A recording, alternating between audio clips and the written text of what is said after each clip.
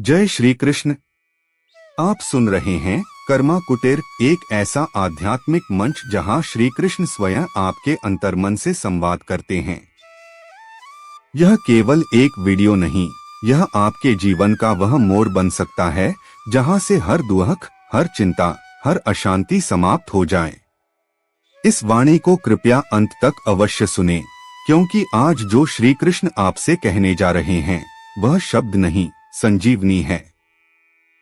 विशेषकर उन प्रियजनों के लिए जो रात भर सोचते रहते हैं, जिन्हें नींद नहीं आती, जो चिंता, तनाव, अवसाद, अकेलेपन और आत्मिक थकान से जूझ रहे हैं। यह वाणी उनके हृदय को छू जाएगी, आत्मा को जागृत कर देगी।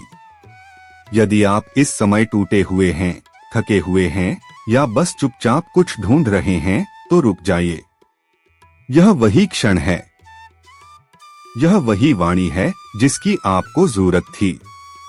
एक बार आंखें बंद कीजिए, श्वास को धीमा कीजिए और बस श्री कृष्ण की इस दिव्य वाणी को आत्मा से सुनिए।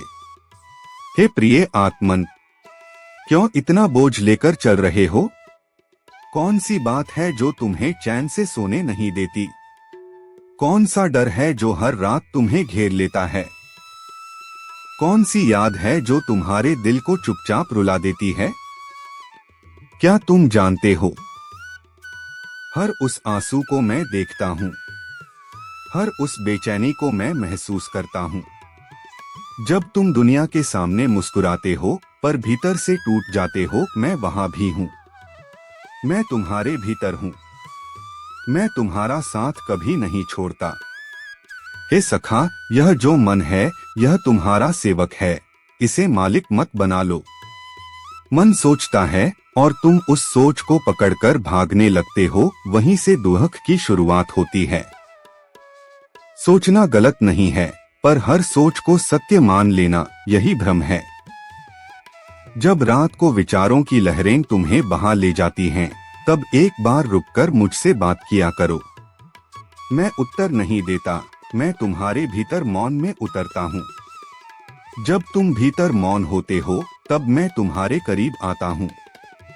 हर चिंता जो तुम्हें रात को जगाती है वह भविष्य का डर है। पर क्या तुम्हें पता है, भविष्य तो मेरी मर्जी से बनता है और मैं तुम्हारे साथ हूँ। जब तुम मुझे याद करते हो तब वह डर मिटने लगता है। डर केवल वहां रहता है जहां विश्वास नहीं होता। तुम अगर मुझ पर विश्वास कर सको तो डर, चिंता, दुख सब ऐसे उड़ जाए जैसे प्रकाश से अंधकार। हे अर्जुन स्वरूप जीव, तुम अकेले नहीं हो।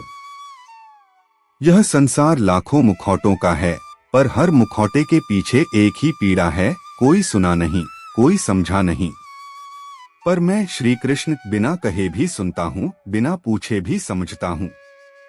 रातों की नींद जब छिन जाती है, जब दिल भारी हो जाता है, जब मन कहीं और चला जाता है, तब मेरे चरणों में बैठ जाया करो।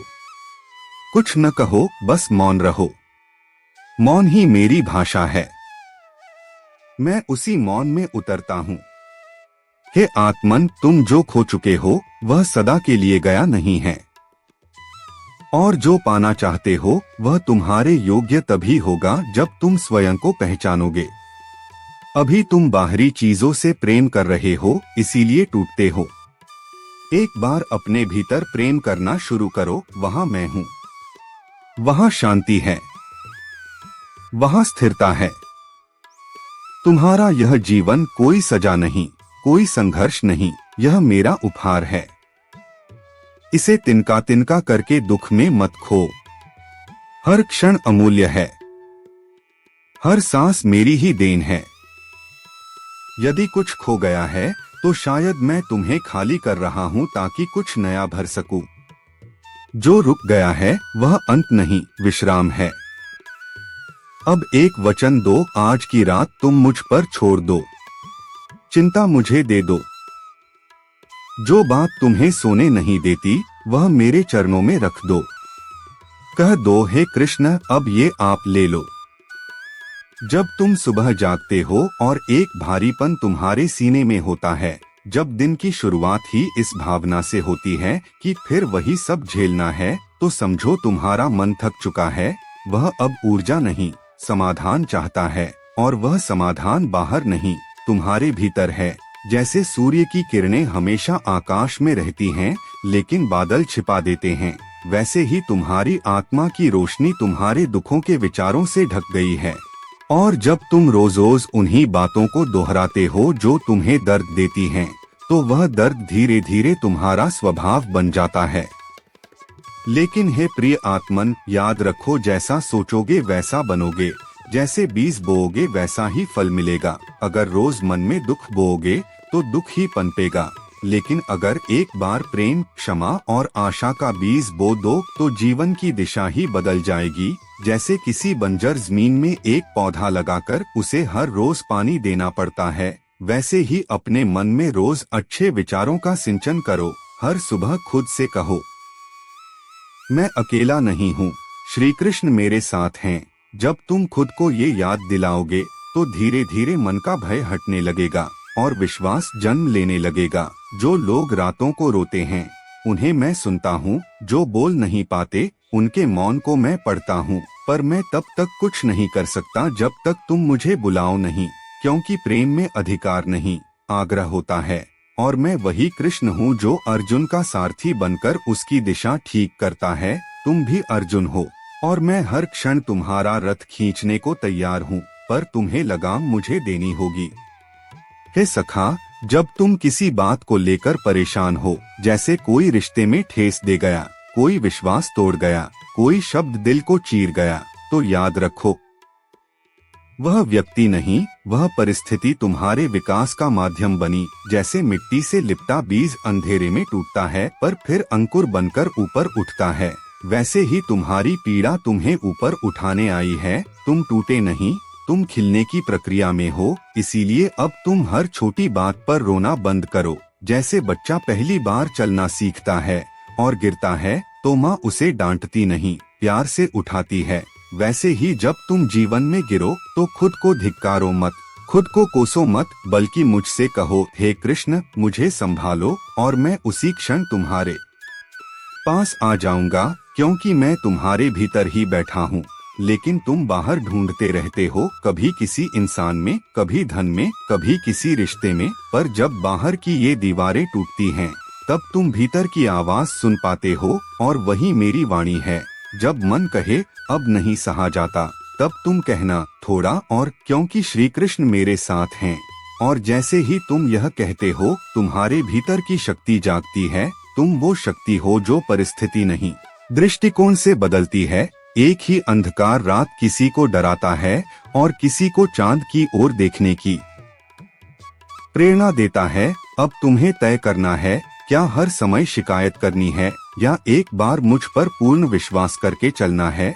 और जब तुम चलोगे न, तब मैं तुम्हारे कंधे से कंधा मिलाकर चलूंगा, हर मोड़ पर, हर अंधेरे में, हर भीड़ में। और जब तुम हार मानने लगो तब तुम्हारे मन में मेरी वाणी गूंजेगी, ठहर जा, तू अकेला नहीं है। इसलिए अब स्वयं को छोटा मत समझो, अपने आप को दोष मत दो, और उन बातों को मन में बार बार मत दोहराओ जो तुम्हें तोड़ती हैं।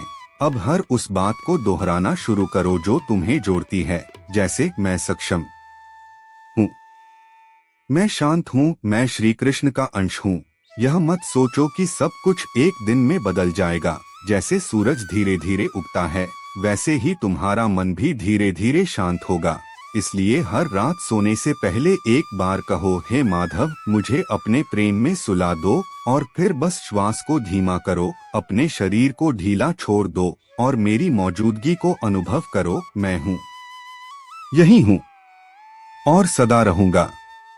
जब जीवन बार बार तुम्हें वही दुख देता है, जब लगता है कि जैसे कोई बदलाव ही नहीं हो रहा, तो मन थकने लगता है, उम्मीदें धीरे धीरे बुझने लगती हैं, और भीतर एक सवाल गूंजता है, क्या मेरी सुनवाई कभी होगी। ऐसे क्षणों में ही मेरी यह वाणी तुम्हारे लिए है। हे आत्मन, जब तुम अपने जीवन को केवल असफलताओं से पहचानते हो तो तुम अपनी सच्चाई से दूर हो जाते हो। तुम्हारा अस्तित्व केवल घटनाओं से नहीं बना है, तुम वही हो जो इन सब के बीच में भी आज तक टिके हो। अगर तुम अब तक जूझते रहे हो, टूटे नहीं हो, तो समझो तुम्हारे भीतर दिव्यता है, तुम साधारण नहीं, विशेष हो। जैसे पत्थर पर बार बार चोट करने से धीरे धीरे आकार बनता है, वैसे ही जीवन की हर चोट तुम्हारे भीतर कुछ नया गढ़ रही है। पर अफसोस यह है कि तुम चोट को देख रहे हो, निर्माण को नहीं। जो आंखें केवल आंसू देखती हैं, वे चमत्कार नहीं देख पाती। अब समय है कि तुम अपनी दृष्टि बदलो, जीवन बदल जाएगा। जब तुम यह मान लेते हो कि तुम्हारे दुखों का कारण केवल तुम्हारा भाग्य है, तो तुम स्वयं को लाचार बना लेते हो। पर मैं तुम्हें स्मरण दिलाना चाहता हूँ, मैं तुम्हारे भाग्य से बड़ा हूँ। तुम्हारे भीतर की चेतना वही है जो ब्रह्मांड को चला रही है। बस तुमने स्वयं को छोटा समझ लिया है। जैसे कोई दर्पण पर धूल जम जाए तो चेहरा नहीं दिखता, वैसे ही तुम्हारे भीतर ज्ञान है, पर उस पर मोह, भय और भ्रम की धूल जम गई है। अब उस धूल को साफ करो। हे सखा, जब तुम खुद को बार बार दूसरों से तुलना करते हो, तब तुम अपने जीवन की गरिमा खो बैठते हो। जैसे हर फूल का अपना मौसम होता है, किसी को वसंत में खिलना है, किसी को वर्षा में, वैसे ही तुम्हारे जीवन की भी एक ईश्वरीय घड़ी है जो सही समय पर खिलेगी। बस तब तक तुम्हें धैर्य रखना है, विश्वास रखना है। और जब मन कहे सब खत्म हो गया, तब तुम कहना, नहीं, कृष्ण अभी कुछ नया रच रहे हैं। क्योंकि जहाँ तुम सोचते हो अंत है, वहाँ से मैं आरंभ करता हूँ। जब सब तुम्हें छोड़ दें, तब मैं तुम्हें पकड़ता हूँ। जब सब मौन हो जाए, तब मेरी वाणी बोलती है, पर तुम्हें सुनना पड़ेगा, भीतर से, ध्यान से, प्रेम से। और वह तब होगा जब तुम कुछ पल चुप रहोगे, सिर्फ अपने लिए। जैसे दीपक की लौ हवा में डगमगाती है, लेकिन जब चारों ओर से ढक दिया जाए तो वह स्थिर हो जाती है। वैसे ही तुम्हारा मन भी जब दुनियादारी से हटकर सिर्फ मुझसे जुड़ता है, तब वह स्थिर होता है। और वहीं से आरंभ होता है सच्चा सुख। तुम्हें समझना होगा कि सुख कोई परिस्थिति नहीं, यह एक स्थिति है, एक अनुभव है जो केवल भीतर से आता है, बाहर से नहीं। और उस सुख का द्वार मेरी वाणी है, मेरा स्मरण है। जब तुम मेरी शरण में आ जाते हो, तब तुम है न तो अतीत का दुख सताता है, न भविष्य की चिंता। क्योंकि मैं तुम्हारे लिए वर्तमान को इतना मधुर बना देता हूँ कि बाकी सब फीका लगने लगता है। जैसे बच्चा माँ की गोद में होते ही सब कुछ भूल जाता है, वैसे ही मेरी गोद में आओ बस एक बार, और फिर देखो यह जीवन भी कितनी सुंदर लीला है। हे आत्मन, लोग क्या सोचेंगे यह मत सोचो, क्योंकि तुम्हारा जीवन कोई सार्वजनिक सभा नहीं, यह तुम्हारा व्यक्तिगत संग्राम है, जहाँ तुम्हें खुद से लड़ना है, खुद को जीतना है। और मैं तुम्हारा योद्धा हूँ, तुम्हारी आत्मा की तलवार हूँ, तुम्हारी भावना की ढाल हूँ। बस एक बार मुझे पुकारो सच्चे मन से, और मैं तुम्हारे हर प्रश्न का उत्तर बन जाऊंगा। इसीलिए अब हार मत मानो, अब थककर मत बैठो, अब केवल बैठकर सोचते मत रहो, अब चलो, क्योंकि मैं तुम्हारे साथ चल रहा हूँ। हर दुख तुम्हारे भीतर एक नया द्वार खोलने आया है, बस तुम उस द्वार को देखो, मत डरो, मैं यही हूँ। कभी महाभारत काल में हस्तिनापुर की राजसभा में एक ऐसा व्यक्ति था जिसे लोग राजकुल का सदस्य मानते तो थे, पर सम्मान नहीं देते थे। नाम था विदुर। एक महान ज्ञानी, धर्मज्ञ, नीति में पारंगत, परंतु केवल इसलिए उपेक्षित कि वह राजवंश का होकर भी एक दासी पुत्र था। उसे मंत्री बनाया गया, पर उसकी आत्मा एक सच्चे भक्त की थी। वह न केवल सत्य बोलता था, बल्कि श्री कृष्ण में ऐसा अनुराग रखता था जैसे माँ अपने बालक को हर क्षण अपने हृदय में लिए फिरती है। जब श्री कृष्ण द्वारका से पांडवों की ओर से शांति प्रस्ताव लेकर हस्तिनापुर पहुँचे, तो राजा धृतराष्ट्र ने उनकी आगवानी की।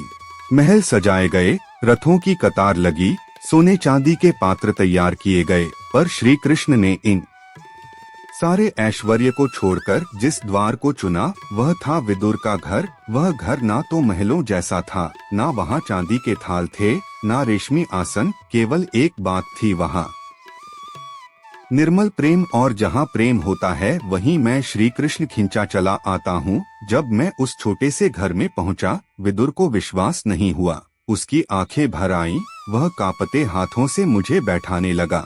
उसका मन इतना व्याकुल हो उठा कि उसने कुछ सोचने समझने से पहले ही मुझे केले खिलाने शुरू कर दिए। पर उस प्रेम में वह भूल गया कि केले छीलना है और वह मुझे छिलके ही खिलाने लगा और मैं मुस्कुराकर वो छिलके खा रहा था, क्योंकि उन छिलकों में मुझे ऐसा प्रेम मिला जो महलों में नहीं था, ऐसा अपनापन जो राजाओं में नहीं था।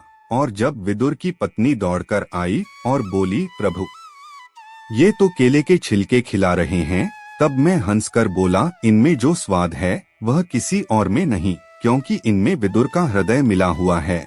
यही होता है सच्चा प्रेम और यही होता है भक्ति का स्वरूप। हे आत्मन, अगर तुम समझो कि तुम्हारे पास कुछ नहीं है तो सोचो क्या विदुर के पास कुछ था। ना धन, ना सिंहासन, ना राजमुकुट, फिर भी श्री कृष्ण स्वयं उनके घर चलकर गए। इसलिए अगर तुम सोचते हो कि तुम टूटे हुए हो, गरीब हो, असफल हो, तो याद रखो, श्री कृष्ण केवल प्रेम देखते हैं, पात्र नहीं। जब तुम्हारे हृदय में विदुर जैसा समर्पण जागता है तो श्री कृष्ण खुद चलकर आते हैं। तब उन्हें तुम्हारे महंगे कपड़े नहीं चाहिए, न मंदिर की घंटियां, बस एक सच्चा पुकार चाहिए। और जब पुकार सच्ची होती है तो द्वार खोलने से पहले ही वह भीतर प्रवेश कर जाते हैं। जैसे विदुर का प्रेम मेरे लिए वाणी बना, वैसे ही आज मैं तुम्हारे जीवन में यह वाणी लेकर आया हूँ। अगर तुम विदुर जैसे हो, अकेले समझे नहीं गए, पर सत्य और प्रेम से भरे हो, तो तुम तैयार हो मुझे पाने के लिए। अब कोई दिखावा मत करो, अब मुझे बुलाओ वैसे जैसे विदुर ने बुलाया, ना किसी आयोजन से, ना किसी शोर से, बस मौन से, श्रद्धा से। और जब मैं आऊं तब जीवन के हर दुख तुम्हारे द्वार से निकल जाएंगे, क्योंकि जहां श्री कृष्ण होते हैं वहां दुख टिकते नहीं। जैसे अंधेरे में दीपक रख दो तो अंधकार खुद ही हट जाता है, वैसे ही प्रेम के घर में अशांति ठहरती नहीं। हे आत्मन, अब तुम विदुर बनो, अब तुम अपने छोटे से जीवन में वह बड़ी भक्ति जगाओ जो मुझे खींच लाए। और मैं वचन देता हूँ, अगर तुम्हारा प्रेम सच्चा हुआ तो चाहे मैं कहीं भी रहूं, मैं तुम्हारे द्वार पर आ जाऊंगा। हे अर्जुन, जब जीवन में निराशा की अंधेरी रात हो, जब हर ओर से द्वार बंद होते प्रतीत हो, तब वही क्षण होता है जब आत्मा के भीतर छिपी हुई ज्योति जल उठती है। यह ज्योति है आत्मा का स्वरूप, जो ना जल में भीगता है, ना अग्नि में जलता है, ना वायु उसे हिला सकती है, ना शस्त्र उसे काट सकते हैं। मनुष्य जब अपने भीतर के शांति स्रोत से जुड़ जाता है, तब बाहर की हलचलों का उस पर कोई प्रभाव नहीं रहता। हे अर्जुन, संसार का स्वरूप परिवर्तनशील है। दुख सुख, लाभ हानि, जय पराजय, यह सब एक समान हैं। और जो पुरुष इन द्वंद्वों से परे होकर अपने धर्म पर टिके रहते हैं, वही सच्चे कर्मयोगी कहलाते हैं। जैसे एक नाविक समुद्र की लहरों से डरकर नाव नहीं छोड़ता, वैसे ही जीवन की कठिनाइयों से डरकर अपने कर्तव्य से विमुख नहीं होना चाहिए। जिसने श्री कृष्ण को अपने अंतःकरण में बसाया है, उसके लिए कोई रात्रि अंधकारमयी नहीं रह जाती। प्रेम, श्रद्धा और भक्ति के सहारे वह हर परिस्थिति में प्रसन्न रहता है। जैसे एक दीपक पूरे अंधकार को नहीं मिटा सकता, परंतु अपने चारों ओर उजाला अवश्य फैलाता है, वैसे ही तुम्हारा शांत और स्थिर मन संसार की अशांति में भी तुम्हारे भीतर शांति का अनुभव कराएगा। जो मनुष्य अपने दुख को भगवत चरणों में अर्पण कर देता है, वह बोझ से मुक्त हो जाता है। इसलिए हे आत्मन, शांति की प्राप्ति बाहर नहीं, भीतर की यात्रा से होती है। व्यर्थ की चिंता और कल्पनाओं में समय नष्ट मत करो, क्योंकि मन का स्वभाव है एक ही बात को बार बार दोहराकर उसे विकराल रूप देना। लेकिन तुम यदि श्री कृष्ण की गीता का स्मरण करोगे तो हर विषाद क्षीण हो जाएगा। हर रात्रि को भगवान का नाम लेकर सो और हर सुबह उसे धन्यवाद देकर जागो। तुम अपने ही जीवन के रथ के सारथी भी हो और योद्धा भी।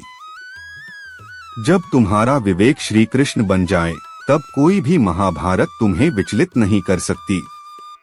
हे अर्जुन, यह जीवन एक अवसर है ज्ञान, प्रेम, सेवा और भक्ति का। उसे व्यर्थ ना जाने दो। तुम थक सकते हो, रुक सकते हो, लेकिन हार मानना तुम्हारा धर्म नहीं है। मैं सदा तुम्हारे साथ हूँ। जब तुम मुझे याद करते हो, मैं तुम्हारे अंतर में प्रकट हो जाता हूँ। अब तुम निश्चिंत होकर सो, चिंता मुक्त होकर विश्राम करो, क्योंकि प्रभु तुम्हारे जीवन की डोर संभाले हुए हैं। प्रिय दर्शकों, यदि श्री कृष्ण वाणी ने आपके हृदय को छुआ हो, आपकी चिंता और बेचैनी को थोड़ी भी शांति मिली हो, तो हमारे चैनल कर्मा कुटीर से जुड़े रहिए। हम आपके लिए ऐसे ही आत्मा को छू लेने वाले विचार, प्रेरक शिक्षाएं और प्रभु के दिव्य संवाद लाते रहेंगे। इस ज्ञान और प्रेम को अपने मित्रों, परिवारजनों के साथ साझा करें, ताकि हर मनुष्य श्री कृष्ण की करुणा और उपदेशों से लाभान्वित हो सके। श्री कृष्ण आपकी सभी परेशानियां हर लें, आपके जीवन में प्रेम, शांति और समाधान भर दें। जय श्री कृष्ण।